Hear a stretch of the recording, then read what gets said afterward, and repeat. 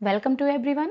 Here I am doctor Vandana Gupta और आज हम इस वीडियो में नैप के रिलेशनशिप मॉडल को डिस्कस करने जा रहे हैं। जैसे कि इसके पहले जो हमने पेपर डिस्कस किया हुआ था उसमें आपका नैप का जो रिलेशनशिप मॉडल है वो हमने पिक्चर के थ्रू डिस्कस किया हुआ था, लेकिन यहाँ पर इस वीडियो में हम डिटेल में इनके मॉडल को डिस्कस करेंगे और साथ साथ में जो है एग्जाम्पल के साथ में डिस्कस करेंगे, जिससे कि आपको बहुत ही अच्छे से क्लियर हो जाए कि आखिर नैप का जो ये मॉडल है वो है क्या।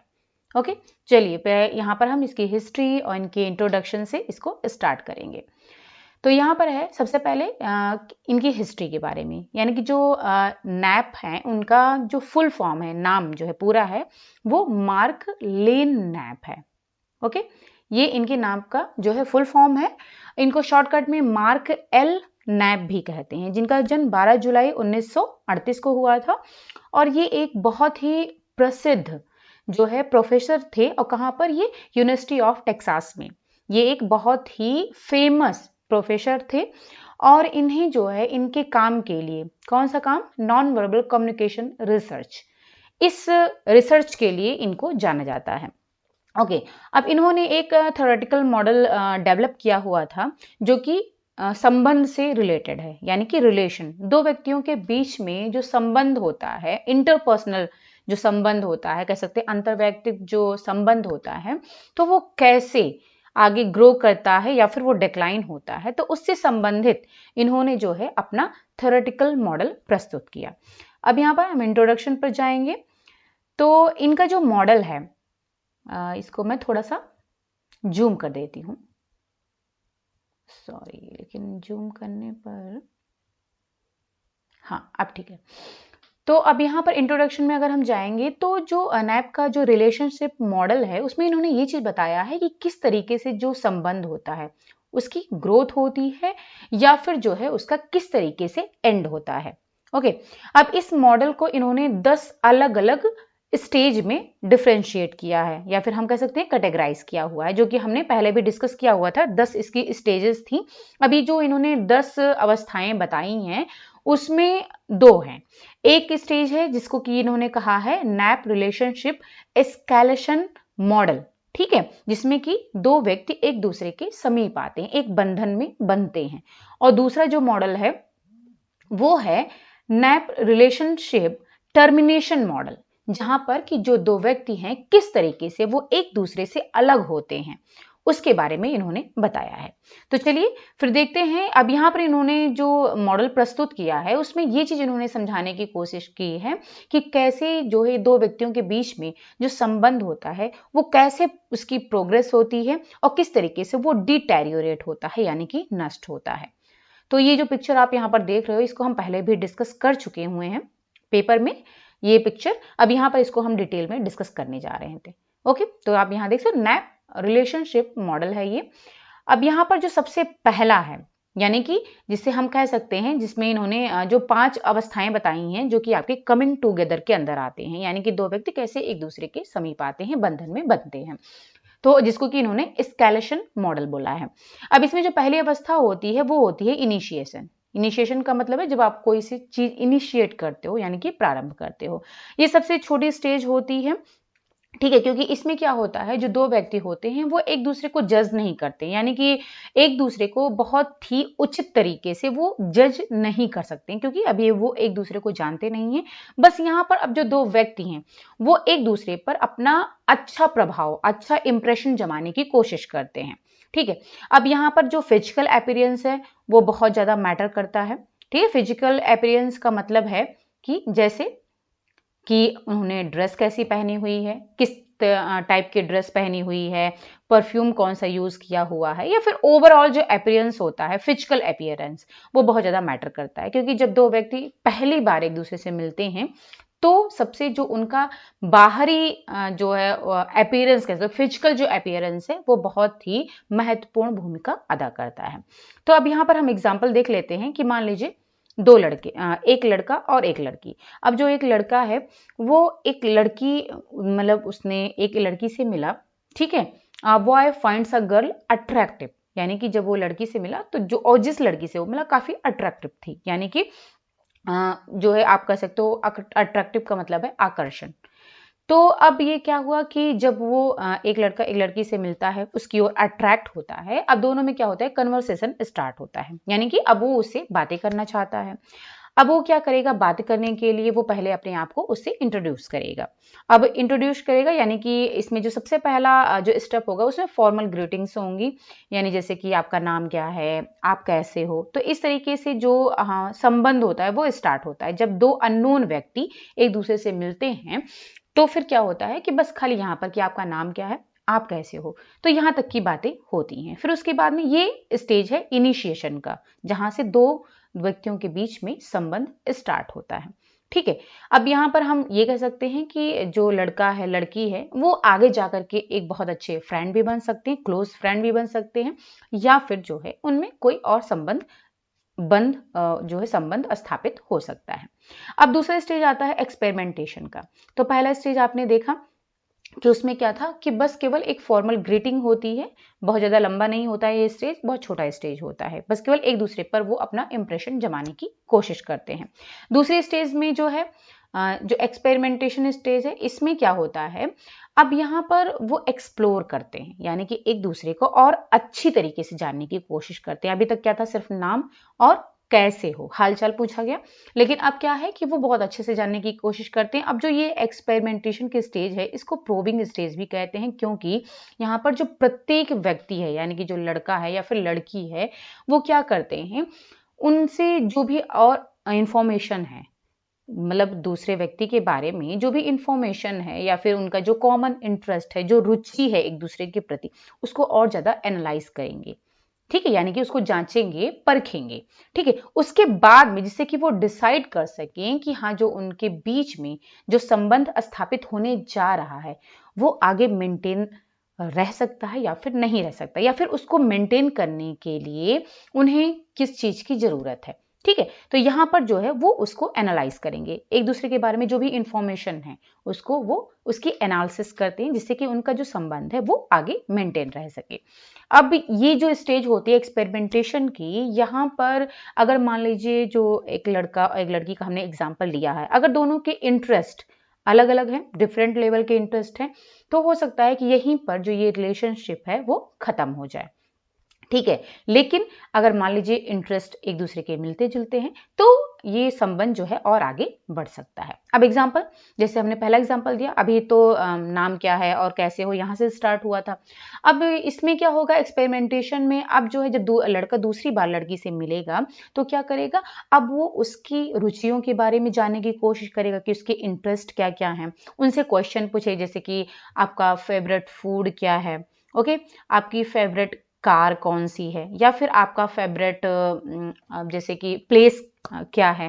ठीक है, तो इस तरीके से जो भी उनकी कॉमन इंटरेस्ट है, तो इस तरीके से उनकी जो भी उसकी लाइक्स और डिसलाइक्स हैं उसके बारे में वो जानने की कोशिश करेगा दूसरी मीटिंग में, जिसे कि हम एक्सपेरिमेंटेशन कह रहे हैं। फिर तीसरा आ जाता है इंटेंसिफाइंग। अब ये जो तीसरी स्टेज है इंटेंसिफाइंग की, इसमें क्या होता है, जो रिलेशनशिप है वो इंटेंसिफाइज हो जाता है, और ये जो तीसरे स्टेज में आते आते जो संबंध होते हैं वो दोनों के बीच में फॉर्मल कम हो जाते हैं, यानी कि लेस फॉर्मल हो जाते हैं। अभी क्या था, फॉर्मल टॉक हो रही थी, आपका नाम क्या है, आप कैसे हो, आपका फेवरेट फूड क्या है, आपका फेवरेट कार क्या है, आपका फेवरेट प्लेस क्या है, ये सब पूछते थे, यानी कि एक फॉर्मल बातें हो रही थी। लेकिन अब क्या होगा, ये फॉर्मल जो बातें हो रही थी अब वो धीरे धीरे कम हो जाएंगी। अब वो क्या करेंगे, वो एक दूसरे से जो पर्सनल इंफॉर्मेशन है उनकी उसको शेयर करना स्टार्ट कर देंगे, और एक दूसरे के ऊपर उनका क्या प्रभाव पड़ा है, कैसा इंप्रेशन पड़ रहा है, अब उसको वो एनालाइज करने की कोशिश करेंगे। ठीक है, अब इसमें क्या होता है कि अब जैसे कि वो अब चाहेंगे कि उनके बीच में जो संबंध है वो और ज्यादा मजबूत हो, इसके लिए वो एक दूसरे को गिफ्ट देंगे, एक दूसरे के साथ में अधिक ज्यादा से ज्यादा टाइम एक्सपेंड करेंगे। ठीक है, और इसके साथ साथ में उनसे डेट के लिए पूछेंगे, जिससे कि और ये कमिटमेंट एक दूसरे के जो भी बीच में उनके बीच में जो संबंध है उसमें एक कमिटमेंट होगा। ठीक है, वो एक्सपेक्ट करेंगे कि एक बीच में एक कमिटमेंट रहे।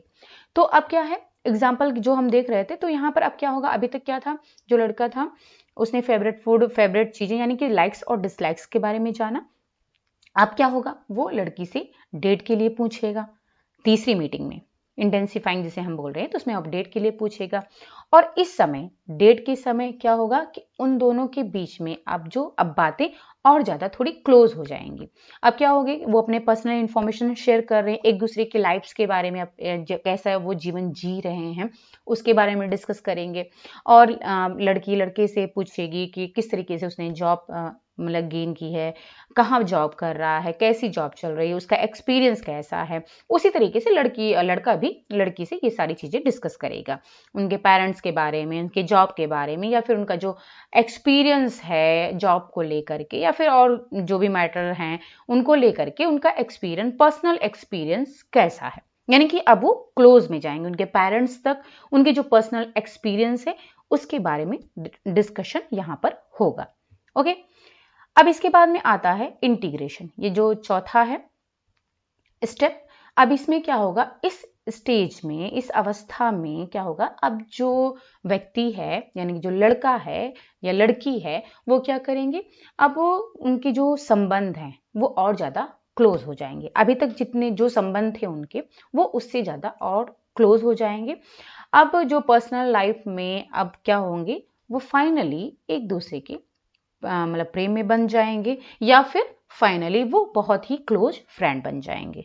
ठीक है, और यहाँ पर अब जो ये लेवल ऑफ जो इंटीमेसी है दोनों के बीच में, अब वो धीरे धीरे प्रोग्रेस कर सकती है, जो कि फर्दर एक रिलेशनशिप बनाएगी, यानी कि उनके बीच में एक संबंध को स्थापित कर देगी। एग्जाम्पल अगर हम देखें तो बहुत कई मंथ के बाद यानी कि डेटिंग हुई, पहले नाम जाना गया, नाम है, उनके इंटरेस्ट के बारे में सब जान लिया गया, पर्सनल इन्फॉर्मेशन मिल गई। अब क्या होगा, अब वो डेटिंग कर रहे थे, अब कई महीनों के बाद में क्या होगा, जो उनका रिलेशनशिप है उसको एक नाम मिल जाएगा, जैसे कि बॉयफ्रेंड या फिर गर्लफ्रेंड, या फिर अगर वो बहुत अच्छे दोस्त हैं तो एक अच्छा क्लोज फ्रेंड का जो है एक उनको संबंध का जो था उसको एक नाम मिल गया। ओके, फाइनली अब जो पांचवी स्टेज आ जाएगी वो है बॉन्डिंग की। अब इस स्टेज में क्या होगा, बॉन्डिंग में, यानी कि अब जो उनके बीच में संबंध था, अब वो फाइनली क्या होगा, उसको वो पूरी दुनिया से अनाउंस कर देंगे अपने रिलेशनशिप को। अभी तक क्या था, किसी को और नहीं पता था, ठीक है, लेकिन अब क्या है कि वो सभी को बता देंगे अपने संबंध के बारे में, और जो है वो अपने संबंध को एक पहचान दे देंगे, और एक दूसरे के कमिटमेंट को लीगली उसका ऑनर करेंगे, सम्मान करेंगे। ठीक है, अब इसमें क्या है, जो रिलेशनशिप है, लेकिन अभी भी जो ये बॉन्डिंग जो लास्ट स्टेज है कमिंग टूगेदर की, यहाँ पर भी जो संबंध है उनका वो अभी अनिश्चित है। ठीक है, अभी निश्चित नहीं है, क्योंकि अभी भी क्या हो सकता है, कोई नोटिस है या फिर कोई एग्रीमेंट से या फिर किसी की डेथ की वजह से अभी भी ये संबंध टूट सकता है। ठीक है, तो अभी ये डेफिनेट नहीं है, लेकिन हाँ ये डेफिनेट हो सकता है। अगर एग्जाम्पल देखते हैं, अगर जो लड़का वो लड़की को प्रपोज कर दे, ठीक है, या फिर लड़की लड़के को प्रपोज कर दे और दोनों एक दूसरे से शादी के लिए सहमत हो जाएं, एग्री हो जाएं, तो यहाँ पर जो फाइनली उनके बीच में एक बॉन्डिंग हो जाएगी और दोनों ही शादी के बंधन में बन जाएंगे फाइनली। ओके, तो ये हमने देखा कमिंग टूगेदर। अब यहाँ पर जो इनका दूसरा मॉडल है, यानी दूसरा क्या, इसी में ही इन्होंने जो दूसरी चीज बताई है वो है टर्मिनेशन मॉडल, कैसे वो एक दूसरे से अलग होते हैं, कमिंग ए पार्ट इन्होंने बोला है। अब जिस तरीके से संबंध प्रोग्रेस करता जाता है तो उनमें क्या होता है कि कहीं ना कहीं कुछ ना कुछ मिसअंडरस्टैंडिंग भी होती है, बहुत सारे कॉन्फ्लिक्ट्स भी होते हैं, जिन्हें कि हम कह सकते हैं इनडेफिनिट रिलेशनशिप बोल सकते हैं, जो कि आगे जाकर के फेल भी हो सकते हैं। ओके, तो जिस तरीके से इन्होंने कमिंग टुगेदर के 5 अवस्थाएं बताई हैं, वैसे ही इन्होंने कमिंग अपार्ट की भी 5 अवस्थाएं बताई हैं। ओके, चलिए तो पहले देख लेते हैं। तो जो पहली अवस्था है वो है डिफरेंशिएटिंग। तो अब यहाँ पर इन्होंने बताया है कि अब तो शादी हो गई, ठीक है, फाइनली अब क्या होगा, शादी के बाद अब वो हस्बैंड और वाइफ हो गए, उनके बीच में एक संबंध स्थापित हो चुका है और संबंध जो है धीरे धीरे प्रोग्रेस भी करेगा। लेकिन कई बार ऐसा होता है कुछ एक्सटर्नल प्रेशर की वजह से या फिर किसी भी रीजन की वजह से दोनों के बीच में जो उनकी थिंकिंग थी, जो उनकी सोच थी, उसमें डिफरेंस आने लगता है, यानी कि वो इंडिविजुअली सोचने लगते हैं, दोनों ही अलग अलग सोचने लगते हैं दोनों पार्टनर। अब क्या होगा, उनमें क्या जो उनकी जो हॉबीज होंगी वो भी धीरे धीरे चेंज होने लगती है, यानी कि जो उनकी हॉबीज थी वो जो है अब इंडिविजुअली हॉबी जो है डेवलप होने लगती है। ओके, ठीक है। इसके अलावा क्या है, अब जो रिलेशनशिप है उनका धीरे धीरे जहां संबंध में डिफरेंस आने लगा, थिंकिंग सोच अलग होने लगती है, वहीं से जो संबंध है वो धीरे धीरे फीका पड़ने लगता है। अब जो ये एवरलास्टिंग बॉन्ड था वो भी टूट सकता है अगर दोनों की सोच में डिफरेंस आने लगा है तो। अब यहाँ पर क्या होगा, जो वो एक दूसरे के प्रति जो उनकी फीलिंग ऑफ डिसलाइक थी उसको कभी कभी वो एक्सप्रेस भी करेंगे अपने पार्टनर से, ठीक है, जिससे क्या होगा उनके बीच में डिफरेंस आने लगेगा। एग्जाम्पल अगर हम देखते हैं कि अब मान लीजिए कि जो लड़का था, शादी के बाद की यहाँ पर बात है, ठीक है, शादी के बाद अब मान लीजिए जो लड़का था वो लड़की के पास ये बात लेकर के आया कि वो अपने जॉब को जो कर रहा था वो जॉब वो उसको क्विट करना चाह रहा है, यानी कि छोड़ना चाह रहा है, और जो वो चाहता है वो करना चाहता है, यानी कि जॉब को छोड़ करके वो कुछ और करना चाहता है।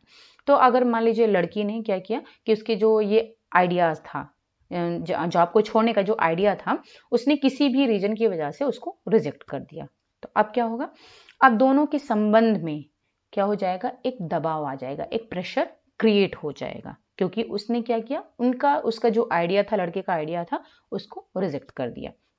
अब धीरे धीरे दबाव आना स्टार्ट हो गया, यानी कि अब डिफरेंस आना स्टार्ट हो गया। फिर दूसरी स्टेज है सर्कमस्क्राइबिंग की। इसमें क्या होता है, डिफरेंशिएशन तो स्टार्ट हो ही चुका है पार्टनर के बीच में। अब क्या होगा, धीरे धीरे उनके बीच में जो कन्वर्सेशन थी वो धीरे धीरे कम हो जाएगी, ठीक है। अब उनके दोनों के बीच में जो कम्युनिकेशन हो रहे थे उनके बीच में एक बाउंड्री बन जाएगी। और अक्सर जो लोग हैं वो क्या करते हैं कि दोनों के बीच में कोई आर्गुमेंट ना हो, कोई बहस ना हो, इस बहस से बचने के लिए वो अब क्या करेंगे, एक दूसरे के बीच में जो बातचीत थी अब वो धीरे धीरे धीरे धीरे कम हो जाएगी, ठीक है, जिससे कि उनके बीच में कोई भी बहस ना हो। अब वो क्या होगा, वो अपना पर्सनल स्पेस दोनों ढूंढने लगेंगे, अपनी पर्सनल एक्टिविटीज करने लगेंगे। एग्जाम्पल पर अगर हम जाएं तो अब क्या था, लड़की ने लड़के के आइडिया को रिजेक्ट कर दिया, ठीक है। अब क्या होगा, जो लड़की है वो जो है, अब चूंकि दोनों में डिफरेंस स्टार्ट ही हो गया है, बातें कम हो रही हैं, तो अब क्या होगा, जो कि बातें होंगी भी तो किस पर होंगी, जनरल टॉपिक्स पर, फूड्स, क्लाइमेट, इन पर बातें होंगी। अब वो क्या करेंगे, एक दूसरे से जो उनके बीच में कन्वर्सेशन था जॉब को लेकर के, उसको वो धीरे धीरे अवॉइड करने लगते हैं, और धीरे धीरे जैसे लड़की करती है वैसे ही लड़का भी करेगा, ठीक है। तो अब क्या होगा, दोनों के बीच में कन्वर्सेशन काफी कम हो जाएगी, और इस वजह से ज्यादा कम होगी कि कहीं ऐसा ना हो कि उसी जॉब को लेकर के बातें स्टार्ट हो जाएं और फिर जो है उनके बीच में बहस होने लगे। फिर तीसरी स्टेज आ जाती है स्टैग्नेशन की। अब जो संबंध था वो धीरे धीरे डिक्लाइन होता चला जाएगा। अब ये ऐसी स्टेज है, स्टैग्नेशन का मतलब होता है रुक जाना एक जगह पर, यानी कि अब ऐसी स्टेज आएगी कि जो संबंध है वो एक जगह पर रुक जाएगा, स्टैग्नेट हो जाएगा। अब क्या होगा, जो कम्युनिकेशन था उनके बीच में वो और ज्यादा लिमिटेड हो जाएगा, बहुत ज्यादा कम हो जाएगा, और अब उनके बीच में दोनों पार्टनर्स का एक साथ रहने का बस अब यहाँ पर रीजन यही रह जाता है, वो एक दूसरे से अलग इसलिए नहीं होते हैं, क्यों, बस उसका रीजन यही रहता है कि या तो बच्चों की वजह से वो अलग नहीं होते हैं, या तो फिर कुछ ऐसी रीजंस हैं, कारण हैं जिसको कि वो अवॉइड नहीं कर सकते, उसकी वजह से बस केवल साथ में रह रहे होते हैं। लेकिन उनके बीच में साथ में रह रहे होते हैं, लेकिन उनके बीच में जो कन्वर्सेशन है वो बहुत ही कम होती है, ठीक है। अब ज्यादातर जो संबंध होते हैं इस स्टेज में आकर के वो जो है कंटिन्यू नहीं होते हैं, और ना ही वो इम्प्रूव हो सकते हैं, क्योंकि संबंध काफी हद तक यहाँ पर आकर इस स्टेज में आकर के बिगड़ चुके होते हैं, तो ना ही उसको कंटिन्यू किया जा सकता है और ना ही उसको इम्प्रूव किया जा सकता है। अब एग्जाम्पल की बात करें, अब क्या होगा, जो लड़का है वो जो है अब लड़की से जो जनरल टॉपिक पर बात हो रही थी, ठीक है, वो भी अब धीरे धीरे कम हो जाएगी। लड़की ज्यादातर क्या होगी, साइलेंट ही रहेगी, चुपचाप ही रहेगी, यानी कि जो उसकी वाइफ है अब ज्यादातर वो चुपचाप ही रहेगी, उससे बात नहीं करेगी, जबकि दोनों एक ही घर में रह रहे हैं, लेकिन उनके बीच में अब बातें बिल्कुल भी नहीं होंगी। अब इससे क्या होगा, जो उनके बीच में एक बहुत ही सीरियस कम्युनिकेशन गैप हो जाएगा, लड़के और लड़की दोनों के बीच में, ठीक है। फिर आता है जो चौथी स्टेज है वो है अवॉइडेंस की। अब इस स्टेज में आकर के जो दोनों पार्टनर्स हैं वो क्या करेंगे, वो इंटेंशनली एक दूसरे से कोई भी कांटेक्ट नहीं रखते हैं, यानी कि जो है अवॉइड करते हैं एक दूसरे को, और फिजिकली भी वो डिटैच हो जाते हैं। ओके, अब क्या हो गया, दोनों एक दूसरे को खुद को रिस्ट्रिक्ट कर लेते हैं कि किसी भी तरीके का जो उनके बीच में कम्युनिकेशन है वो नहीं होता है, और सिर्फ इस चीज से कि उनके बीच में आर्गुमेंट ना हो, कोई कन्वर्सेशन ना हो, इस वजह से उनके बीच में किसी भी प्रकार का कम्युनिकेशन नहीं होता है, एक दूसरे को वो पूरी तरीके से वो अवॉइड करने लगते हैं। एग्जाम्पल पर अगर हम जाएं तो फिर एक दिन ऐसा आता है कि जो लड़का है वो अपना बैग पैक करके घर से बाहर चला जाता है, और जो लड़की है वो भी उस लड़के को यानी कि अपने हस्बैंड को रोकने के लिए कोई भी प्रयास नहीं करती है और उसको पूरी तरीके से अवॉइड करती है। ओके, फिर लास्ट स्टेज है टर्मिनेटिंग की। ये फाइनल स्टेज होती है कमिंग अपार्ट की, यानी कि अब क्या हो, कन्वर्सेशन बिल्कुल ही खत्म हो चुका है, एक दूसरे को पूरी तरीके से अवॉइड कर रहे हैं। अब क्या होगा, इस स्टेज में आकर के जो संबंध है वो पूरी तरीके से टर्मिनेट हो जाता है, यानी आप कह सकते हो खत्म हो जाता है। अब क्या होगा, दोनों पार्टनर्स जो है अपने अलग अलग रास्ते चुन लेते हैं और अपनी जिंदगी जीने लगेंगे। लेकिन जो टर्मिनेशन यहाँ पर शब्द दिया गया उसका मतलब ये नहीं है कि सिर्फ इसका एक ही मतलब कारण हो, मतलब इसका एक ही सोल्यूशन हो डिवोर्स, मतलब डिवोर्स देकर के एक दूसरे से टर्मिनेट हो गए, अलग हो गए, बल्कि इसके और भी तरीके से हो सकता है। ये नेचुरली भी हो सकता है कि जैसे मान लिया कि अब दो लोग हैं, तो जो दूसरे दरवाजे दूसरे कमरे में जो व्यक्ति रह रहा है, अगर मान लो कि वो घर छोड़ करके चला गया, तो अब दोनों के बीच में कम्युनिकेशन गैप हो गया, तो उसकी वजह से भी वो एक दूसरे से अलग हो सकते हैं, टर्मिनेट हो सकते हैं। या फिर मान लीजिए दो क्लोज फ्रेंड्स से जो कि एक ही रूम में रह रहे थे, तो दूसरा रूममेट जो है जैसे ही साल का एंड हुआ तो वो जो है छोड़ करके कहीं और चला गया, तो इसकी वजह से भी दोनों एक दूसरे से अलग हो सकते हैं। तो सिर्फ हम डिवोर्स ही नहीं कर सकते, डिवोर्स की वजह से जो है अलग होते हैं, हाँ डिवोर्स की वजह से सिर्फ पति और पत्नी जो है, हस्बैंड और वाइफ जो है वही अलग होते हैं, ठीक है। लेकिन अगर रूममेट्स की बात करें तो वो जो है किसी अदर रीजंस की वजह से भी अलग हो सकते हैं। तो अब जो एग्जाम्पल की अगर हम जाएं, तो चूंकि हम यहाँ पर हस्बैंड और वाइफ की बात कर रहे थे, तो यहाँ पर क्या होगा, अब जो बॉय है वो एक एडवोकेट को अप्रोच करेगा और फाइनली वो डिवोर्स ले लेगा। इस तरीके से जो संबंध है वो यहीं पर खत्म हो जाएगा। तो ये जो है नैप के द्वारा इन्होंने संबंध के बारे में बताया है कि किस तरीके से संबंध यानी कि एक दूसरे के बीच में बॉन्डिंग बनती है और किस तरीके से एक छोटे से डिफरेंस से, ठीक है, जो है संबंध खत्म भी हो जाता है। ओके, उम्मीद करते हैं कि आपको समझ में आया होगा, और फिर चलिए मिलते हैं नेक्स्ट वीडियो में। और अगर आपको ये जो भी हमने आज रिलेशनशिप मॉडल डिस्कस किया है अगर आपको समझ में आया, अच्छा लगा हो, देन हमारे चैनल को लाइक ज़रूर करेंगे, इस वीडियो को ज़रूर लाइक करें। अगर अभी आप नए हैं तो हमारे चैनल को सब्सक्राइब कर लीजिए। इसी तरीके से हम और ज़्यादा से ज़्यादा इन्फॉर्मेशन को डिटेल में आपके सामने शेयर करते रहेंगे जो कि आपके एग्जाम में हेल्पफुल हो। ओके, चलिए मिलते हैं फिर नेक्स्ट वीडियो में। Thank you so much and bye bye, take care.